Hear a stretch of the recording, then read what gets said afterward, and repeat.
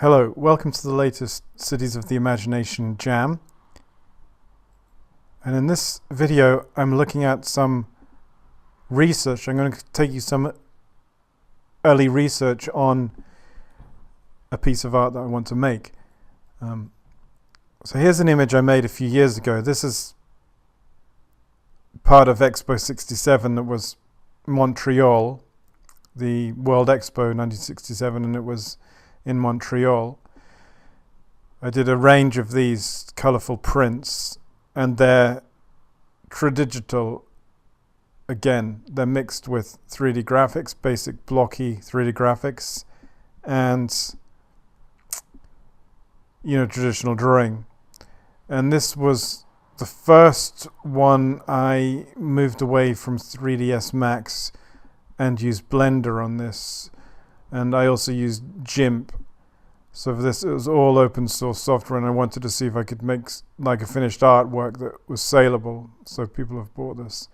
Here's the other composition I did for that. So again, it's my interest in expos, particularly World Expo 67 in Montreal.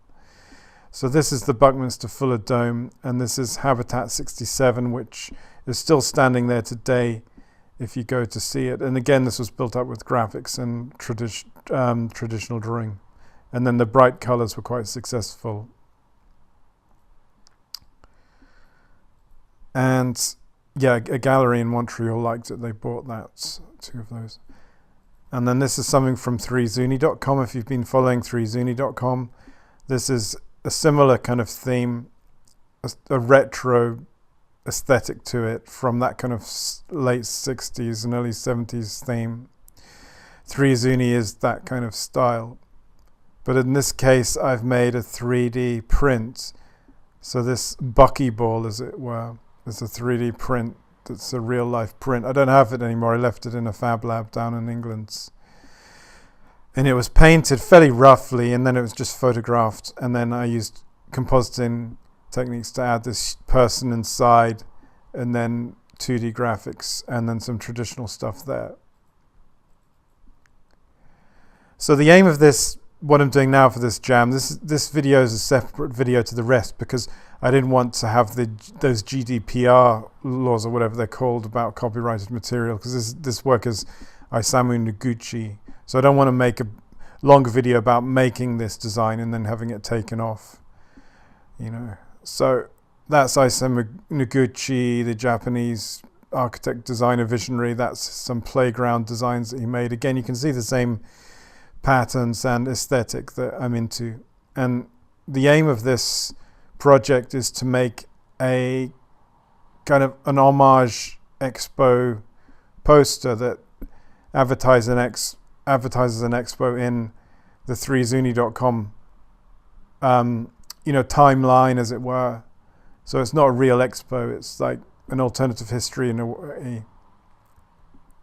That's a playground, but I think that's Jean Miro, I think.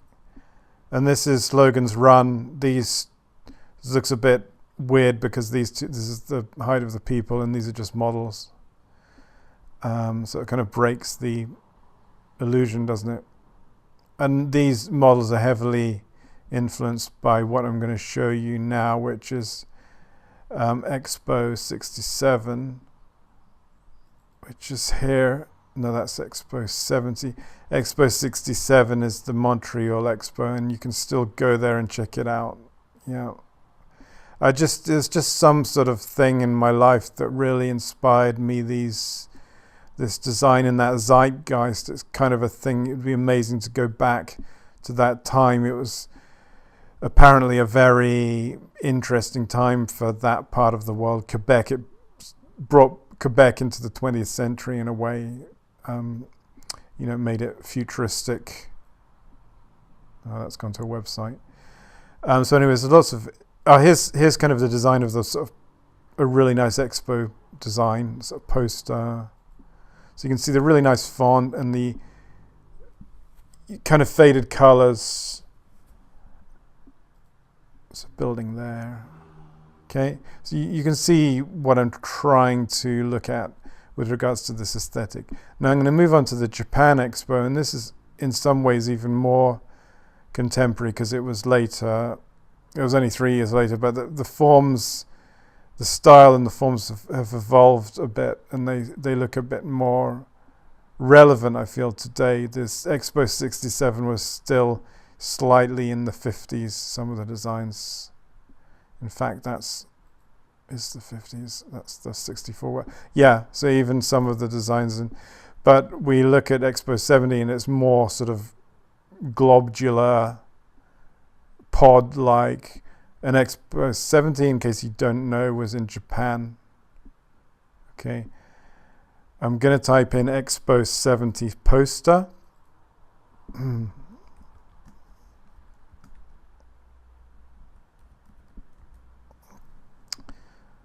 And yeah, look at that. This is beautiful.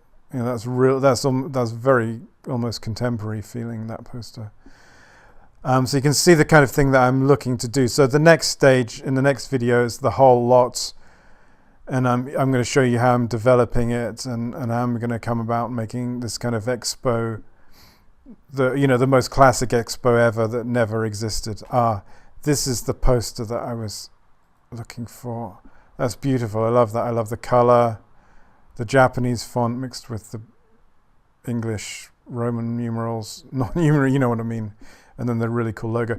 And these shapes, if you've been looking at some of my other work, these shapes can be emulated on Substance Painter, the program, using it in a 2D way, especially here like that. Anyway, I'm not going to go on too long. So you've got the idea. This is like the first part. This is the getting you into what I'm going to do. I think you kind of see the aesthetic, and I hope you agree. It's a really interesting aesthetic. Expo 75. I didn't know there was an Expo 75. That's the year I was born, by the way. I'll check that one out. Anyway, thank you, and tune in a minute, or if you're watching this on the 31st of May, I'll be making the next part over the weekend.